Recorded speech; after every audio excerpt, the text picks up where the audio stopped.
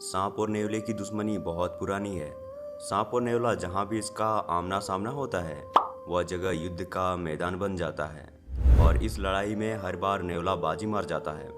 लेकिन दोस्तों, दुनिया का सबसे खतरनाक सांपों में से एक किंग कोबरा नेवला से कैसे हार जाता है, आज के वीडियो में सांप और नेवला के बारे में जानेंगे। तो दोस्तों, बने रहिए वीडियो के एंड तक। उससे पहले चैनल पे नए हो तो वीडियो को लाइक एंड चैनल को भी सब्सक्राइब करना ना भूलिएगा। सांप और नेवला की दुश्मनी के बारे में तो आप लोग जानते ही होंगे। नेवला को जहाँ भी सांप दिखाई दे जाता है वह उसे मारने के लिए दौड़ पड़ता है। वहीं दूसरी तरफ सांप को जहाँ भी नेवला दिखाई देता है वह अपनी जान बचाने के लिए भागने लगता है। ऐसे तो सोशल मीडिया पर इन दोनों प्राणियों के बीच खूनी लड़ाई के कई वीडियो है, लेकिन आज हम आपको जो दिखाने जा रहे हैं ऐसे लड़ाई इन दोनों के बीच पहले कभी नहीं देखे होंगे आप लोग।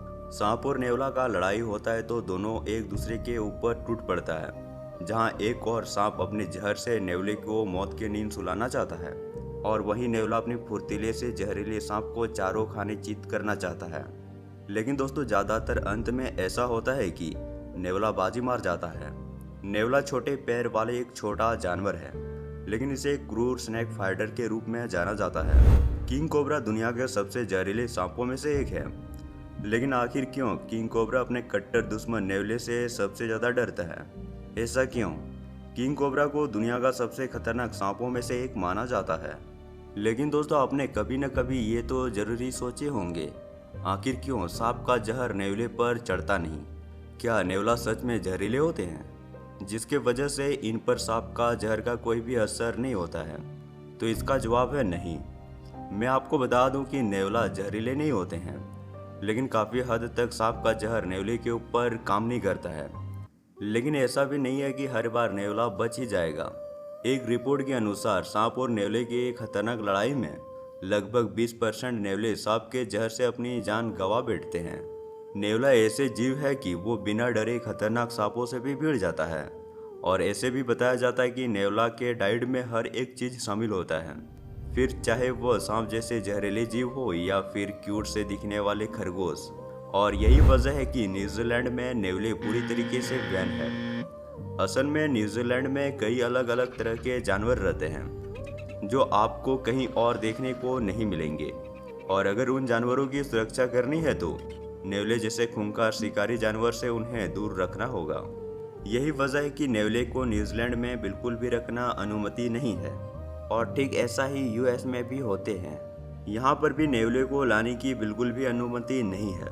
इन देशों को नेवले के ऊपर इसलिए भरोसा नहीं है क्योंकि चाहे जितने भी सीधे क्यों न दिखे, इनके अंदर का शिकारी कभी भी नहीं मरता, और जब इनका लड़ने का मन होता है तो यह किसी भी हद तक जा सकता है, फिर चाहे वो पालतू जानवर हो या खतरनाक सांप ही क्यों ना हो। आखिर नेवले के पास वो कौन सी खूबियाँ है जिसके सामने सांप घुटने टेक देते हैं? और क्या सांप हर बार नेवले से हार जाता है? और क्या नेवला के अलावा कोई और दूसरा जीव भी ऐसा है जिस जीव पर सांप का जहर बेअसर हो? चलिए जानते हैं।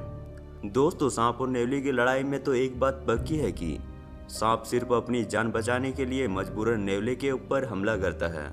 वहीं नेवला सांप को मारने और खाने के लिए सांप के ऊपर हमला कर देता है।